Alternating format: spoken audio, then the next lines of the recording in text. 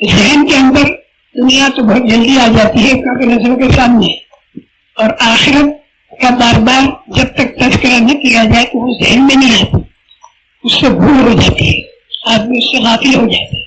اس لیے بار بار آخرت کا تذکرہ ہونا چاہیے۔ زندگی جو مرنے کے بعد والی ہے بڑی لمبی زندگی ہے، ایسی کہ کبھی ختم ہی نہیں ہو۔ دنیا کی زندگی تو ایک نہ ایک دن ختم ہو جاتی، چاہے کتنی لمبی عمر ہو، کہ ایک دن دنیا کی زندگی جو ہے وہ تو ختم ہونے والی ہے۔ کتنا ہی دنیا کی لائن کا اونچا آدمی ہو، اور کتنا ہی دینی لائن کا، روحانی لائن کا اونچے میں اونچا آدمی ہو، لیکن دنیا کی زندگی جو ہے وہ تو ختم ہونے کے لیے ہے، تو کبھی نہ کبھی ختم ہو۔ لیکن اس کے بعد موت کے بعد جو زندگی شروع ہوتی ہے وہ مرنے والے کو تو معلوم ہوتی ہے، زندوں کو معلوم نہیں ہوتی۔ مرنے والا اگر ایمان اور اعمال والا ہے تو مرنے کے وقت سے ہی اس کا اکرام شروع ہو جاتا ہے، فرشتے اسے سلام کرتے ہیں، فرشتے اسے تسلیاں دیتے ہیں، اسے کہتے ہیں تو گھبرا مت، جو چھوٹ گیا وہ کچھ بھی نہیں ہے، وہ تھوڑا سا تھا، اور آگے کیا ہوگا اس سے تو گھبرانا مت، اور جس جنت کا تجھ سے وعدہ کیا جاتا تو جنت کی خوشخبری لے لے، اور ہم تیرے ساتھی ہیں، ہم تیرے ساتھی ہیں۔ دنیا میں تو تجھے دکھائی نہیں دیتے تھے، لیکن اب تجھے ہم دکھائی دے رہے ہیں، بہت ہی اسے تسلی دیں گے مرنے کے وقت میں فرشتے۔ من عمل صالحا من ذکر او انثی وهو مؤمن، ایمان اور عمل صالح یہ دو چیزیں، اس سے آخرت بھی بنے گی، اس سے دنیا بھی بنے گی۔ ایمان جو ہے اس کی 7 لائنیں ہیں، اور اعمال جو ہے اس کی 4 لائنیں۔ اگر یہ 7 لائنیں اور یہ 4 لائنیں بنانی ہے تو دعوت کی فضا کے اندر یہ 7 لائنیں بھی بنیں گی اور وہ 4 لائنیں بھی بنیں گی، اور اگر دعوت کی فضا نہیں تو پھر وہ جو دوسرے آیت کریمہ میں اللہ پاک نے فرمایا وَمَنْ أَعْرَضَ عَنْ ذِكْرِي فَإِنَّ لَهُ مَعِيشَةً ضَنْكًا، میری نصیحت سے جس نے منہ پھیر لیا اور منہ موڑ لیا تو اس کی زندگی ہم تنگ بنا دیں گے، معیشتاً ضنکا، دنیا کی زندگی اس کی تنگ ہو جائے گی۔ وَنَحْشُرُهُ يَوْمَ الْقِيَامَةِ أَعْمَىٰ، اور قیامت کے دن ہم اس کو اندھا بنا کے اٹھائیں گے تو وہ یوں کہے گا قَالَ رَبِّ لِمَ حَشَرْتَنِي أَعْمَىٰ وَقَدْ كُنتُ بَصِيرًا، اللہ پاک میرے کو اندھا کائے کو بنایا، میں تو آنکھ والا تھا۔ قَالَ كَذَلِكَ أَتَتْكَ آيَاتُنَا فَنَسِيتَهَا وَكَذَلِكَ الْيَوْمَ تُنسَىٰ، تیرے سامنے میری باتیں آتی تھی، تو نے اس پر دھیان نہیں دیا، اب تیرے اوپر بھی تیری بھی کوئی پرواہ نہیں کی جائے گی۔ یہ ان آیتوں کا ترجمہ ہوا۔ اب ہمیں سمجھنا ہے وہ 7 لائنیں ایمان کی اور 4 لائنیں اعمال کی کیا کیا ہیں، ان سب کے ذہن میں بیٹھ جائے۔ ایمان کی جو 7 لائنیں میں کوشش کروں گا کہ آسان سے آسان کر کے پیش کر سکوں۔ 7 لائنیں ایمان کی: آمنت باللہ وملائکتہ وکتبہ ورسلہ والیوم الآخر والقدر خیرہ وشرہ من اللہ تعالی والبعث بعد الموت، یہ 7 لائنیں تو ہیں ایمان کی۔ اللہ پر، فرشتوں پر ایمان کا لانا، آسمانی کتابوں پر، رسولوں پر، قیامت کے دن پر اور تقدیر پر، اور مرنے کے بعد دوبارہ زندہ ہونا۔ قیامت کا دن بتا دیا لیکن دوبارہ اسے یاد دلا دیا، والبعث بعد الموت، یہ 7 لائنیں تو ہیں ایمان کی، اور 4 لائنیں ہیں اعمال کی۔ ایک لائن اعمال کی تو ہے عبادات، جس میں نماز، روزہ، زکوٰۃ اور حج۔ نماز تو سدا بہار ہے، اور روزہ رمضان شریف کے مہینے میں ہے، اور زکوٰۃ مالداروں پر ہے، سال پورا ہو جائے تو انہیں ادا کر دینی چاہیے، اور حج جو ہے وہ بھی جن کے اندر استطاعت ہے ان پر ہے، اور زندگی میں ایک مرتبہ فرض ہے۔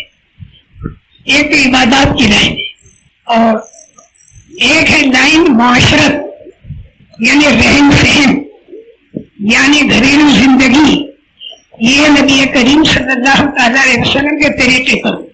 اور ایک ہے معاملات، عبادات، معاشرت اور معاملات، یعنی لین دین اور کاروباری زندگی، یہ بھی نبی کریم صلی اللہ علیہ وسلم کے طریقے پر۔ اور ایک ہے اخلاق، اخلاقی معیار جو ہے یہ اونچا ہو، اور اخلاق کا برتنا نبی کریم صلی اللہ علیہ وسلم نے جس طرح بتایا اس طرح اخلاق کا برتنا ہو، اور اخلاق کا برتنا ہر ایک کے ساتھ ہوگا، اپنوں کے ساتھ بھی اور پرایوں کے ساتھ بھی۔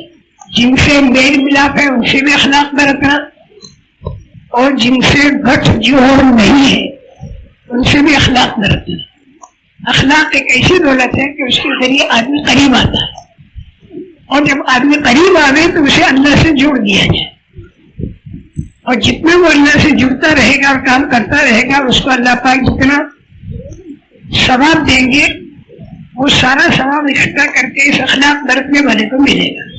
یہ 4 لائنیں اعمال کی ہوئی اور 7 لائنیں ایمان کی، اور یہ ساری لائنیں دعوت کی فضا کے اندر بنی، لیکن ان ساری لائنوں کو قابو میں پانے کے لیے سب سے پہلی چیز جو ہے وہ ہے کلمہ، کلمے والا یقین ہو اور نماز طاقتور ہو، کلمے کے ذریعے اپنے دل کے یقین کا بنانا اور نماز کے ذریعے بدن کے تیار ہونے والے اعمال کا صحیح تیار کرنا، اور نماز طاقتور بنے گی تو اعمال صحیح بنے گی۔ نماز کو طاقتور بنانے کے لیے 2 کام کرنے پڑیں گے۔ ایک کام تو نماز نبی کریم صلی اللہ علیہ وسلم کے طریقے پر، یہ سیکھے بغیر نہیں آئے گا، اس کا نام ہے علم۔ اور دوسرے ہے کہ نماز کے اندر اللہ پاک کا دھیان ہو، نماز کے اندر اللہ پاک کا دھیان ہو۔ جب نماز پڑھے تو دھیان اللہ کی طرف، نماز میں اللہ پاک کا دھیان جمانے کے لیے ایک طرف اللہ پاک کا ذکر کرنا ہوگا، قرآن پاک کی تلاوت کرنی ہوگی، اور اللہ پاک کے سامنے گر گڑا کر دعائیں مانگنی ہوگی۔ جب ان باتوں میں لگے گا تو اللہ کی ذات سے امید ہے کہ نماز کے اندر اللہ پاک کا دھیان جمے گا، اور نماز میں اللہ پاک کا دھیان جمنے لگا تو کہیں سے کچھ بھی ہوتا دکھائی نہیں دے گا، اللہ رسول کی بتائی باتوں کے اندر ہی سب نظر آ جائے گا۔ یہ تین باتوں کے ذریعے انسان کا اللہ پاک سے تعلق ہوگا۔ وہ اللہ پاک کے جو کرتا دھرتا ہے، وہ اللہ پاک کے جو قادر مطلق ہے، وہ اللہ پاک کے جس کے خزانے لامحدود اور بے شمار ہیں، وہ اللہ پاک کے جس کا علم لامحدود اور بے شمار ہے۔ پچھلا سارا زمانہ اللہ کے علم میں ہے، اگلا سارا زمانہ اللہ کے علم میں ہے، موجودہ زمانہ اللہ کے علم میں ہے، اوپر کے سارا نظام اللہ کے علم میں ہے، نیچے کا سارا نظام اللہ کے علم میں ہے، اور درمیان والا جو ہے یہ بھی اللہ کے علم میں ہے۔ اللہ کے علم سے کوئی چیز نکلی ہوئی نہیں۔ بڑے قادر مطلق ہیں، بڑے علم والے ہیں، بڑے خزانوں والے ہیں، نعمتوں کے خزانے بھی ان کے پاس بے شمار، تکلیفوں کے خزانے بھی ان کے پاس بے شمار۔ اتنا بڑا اللہ حمایت میں اگر آ گیا تو بیڑا پار ہے، لیکن اس نے ہم لوگوں کو یہ بھی بتایا کہ میرے ساتھ جیسے تم تعلق جماؤ گے، جو مخلوق ہے اس کے ساتھ کا تعلق بھی صحیح بنا، اس لیے کہ الخلق عیال اللہ، مخلوق جو ہے اللہ کا کنبہ ہے، ان کو جو نفع پہنچائے گا تو اللہ اس کے بھی اتنا ہی رحم کرے گا۔ تو مخلوق کے اندر سارے انسان آ گئے، چاہے مسلمان ہو چاہے غیر مسلم، اور جانور بھی آ گئے۔ اس بنا پر ان کے ساتھ نفع پہنچانے کا اگر ہم کام کریں گے تو اللہ پاک ہمارے اوپر رحم کا کام کریں گے۔ اب مخلوق کے ساتھ نفع پہنچانے کے لیے 2 کام کرنے پڑیں گے۔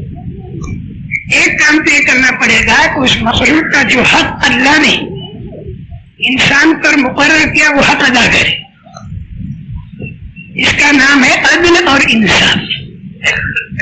اور دوسرا کام یہ کرنا پڑے گا کہ اس مخلوق کے ساتھ ہمدردی کا معاملہ کرے، اس کا نام احسان اور اخلاق، ان کے ساتھ ہمدردی کرے۔ ایک تو حق ہے وہ ادا کرنا، اور ایک ان کے ساتھ بھلائی کرنا۔ ان اللہ یأمر بالعدل والاحسان، اللہ عدل کا بھی حکم کرتے، احسان کا بھی حکم کرتے، تو ہر ایک کے ساتھ عدل اور انصاف کا معاملہ بھی ہو اور احسان اور اخلاق کا بھی معاملہ ہو۔ تو یہ آدمی ایک طرف بنے گا محبوب خدا اور دوسری طرف بنے گا محبوب خلق خدا۔ اللہ پاک خوش ہوتے ہیں جب ان کی عبادت طاقت پر بنا کر ان کے سامنے ہاتھ پھیلا کر مانگا جائے، اور انسان خوش ہوتے ہیں جب ان کو دیا جائے۔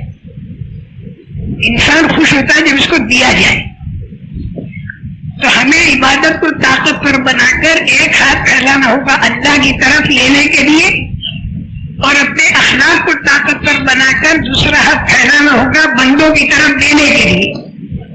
ایک طرف اللہ سے لے اور دوسری طرف بندوں کو دے، اللہ سے لے کر محبوب خدا بن اور بندوں کو دے کر محبوب خلق خدا بن۔ لیکن یہ ساری باتیں کام آنے والی اس وقت بنے گی جب نیت کے اندر اخلاص ہو، یعنی اللہ پاک کو راضی کرنے کا جذبہ ہو، اس کے اندر دنیا کی کوئی غرض نہ ہو۔ دنیا کی اگر اس کے اندر غرض آ گئی تو پھر وہ عمل قابل قبول نہیں رہتا۔ اور اخلاص کے پیدا کرنے کا طریقہ یہ ہے کہ آدمی دین کا کام کرے تو اپنی دنیا قربان کر کے کرے، اور اگر دین کا کام کر کے اس کے ساتھ دنیاوی اغراض چھپی ہوئی ہو تو پھر دھیمے دھیمے وہ اخلاص جو ہے آدمی کے اندر سے نکلتا چلا جاتا ہے۔ اس طرح دنیا قربان کر کے دین کا کام کرے۔ اس لیے سال لگانا جماعت میں بغیر قربانی کے نہیں ہوتا۔ 4 مہینے لگائے، چلا لگائے، 3 دن لگائے، روزانہ کے 2.5 گھنٹے لگائے، روزانہ کے 8 گھنٹے لگائے، گھر کے اندر تعلیم کرے، مسجد کے اندر تعلیم کرے، 2 گشت کرے، یہ ساری چیزیں بغیر قربانی کے نہیں ہو سکتی۔ اس کے لیے قربانی دینی پڑتی ہے۔ اور اللہ کا شکر ہے ہمارا یہ مجمع جو بیٹھا اس کے اندر نہ معلوم کتنے اسلام کی قربانیاں دینے والے ہوں گے۔ 2 کام کرنے ہیں دعوت میں، ایک تو اپنے مقام پر رہتے ہوئے کام کرنا، اور دوسرے باہر نکل کر کام کرنا۔ باہر نکل کر کام کرنے کے لیے تو پورا عالم ہے، اور مقام پر جو کام کرنا ہے اس کے اندر بھی ایسے طریقے پر کام کرنا ہے کہ مقام کے سارے لوگ اس کام کی طرف لگ جائیں، اس انداز سے کام کرنا ہے۔ یہاں تک کہ جو مسجد وال جماعتیں بنتی ہیں تو مسجد وال جماعتیں بھی ایسے انداز سے بعض مرتبہ کام کرتی ہے کہ ایک مسجد کی جماعت جو ہے سال بھر کے آدمی تیار کر کے دیتی ہے ان شرطوں کے ساتھ جو شرطیں یہاں سے بتائی جائیں۔ یہاں پر باہر بھیجنے کے لیے شرطیں ہیں، 4 مہینہ دیا ہوا ہو، مقامی کام کرتا ہو، وہاں پر جا کے اور کوئی چیز نہ چلاوے وغیرہ۔ اگر وہ شرطیں پوری کسی کی نہیں ہوتی تو اس کو منع کر دیتے کہ بھائی اس کو ابھی نہیں، تو وہ روتا ہے، صلاۃ الحاجہ پڑھتا ہے، اے اللہ میں قبول نہیں کیا گیا۔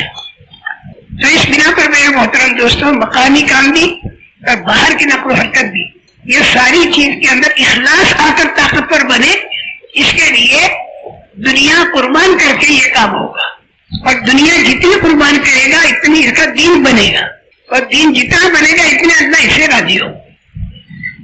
لیکن میرے محترم دوستوں، مرنے کے بعد والی زندگی کا آدمی اگر فکر کرے تو دنیا کے قربان کرنا اس کے لیے آسان ہوگا۔ موت کے بعد والی زندگی پورے عالم کے اندر اس کی عام طور سے فضا نہیں۔ دنیا کے اندر کروڑ انسان ایسے ہیں کہ جن کے سامنے مرنے کے بعد کوئی زندگی آنے والی ہے وہ ہے ہی نہیں، انہوں نے کبھی سنا ہی نہیں۔ میں سچ کہتا ہوں، یہ جماعتیں جو سال بھر کی پیدل جاتی ہیں ان کو ایسوں سے بہت ملاقات ہوتی ہے، اور جانتے ہی نہیں کہ مرنے کے بعد کوئی زندگی آنے والی ہے۔ اور جنہوں نے سنا تو وہ لوگ اس کا مذاق اڑاتے ہیں کہ مرنے کے بعد جو میرا کوئی زندگی آئے گی، مر گیا مٹی میں مل گیا، اِذَا مِتْنَا وَكُنَّا تُرَابًا وَعِظَامًا أَإِنَّا لَمَبْعُوثُونَ أَوَآبَاؤُنَا الْأَوَّلُونَ قُلْ إِنَّ الْأَوَّلِينَ وَالْآخِرِينَ لَمَجْمُوعُونَ إِلَىٰ مِيقَاتِ يَوْمٍ مَّعْلُومٍ۔ اور جب ہماری زندگی بات کی گئی کہ جب ہم مر گئے اور ہم مٹی بن گئے اور ہماری ہڈیاں رہ گئی، ہم دوبارہ زندہ ہوں گے۔ ہمارے باپ دادا ان کی قبروں کے اندر تو ان کی ہڈیاں بھی نہیں رہی، کیا وہ بھی زندہ ہوں گے؟ تو اللہ تعالیٰ فرماتے ہیں میرے پیارے نبی کہہ دے اچھی طرح کہ ان الاولین والآخرین لمجموعون الی میقات یوم معلوم۔ جتنے لوگ پہلے گزر چکے، جتنے لوگ بعد میں آئیں گے، سارے کے سارے اس مدت مقررہ کے وقت جمع ہوں گے قیامت کے دن، اور ان کا حساب ہوگا۔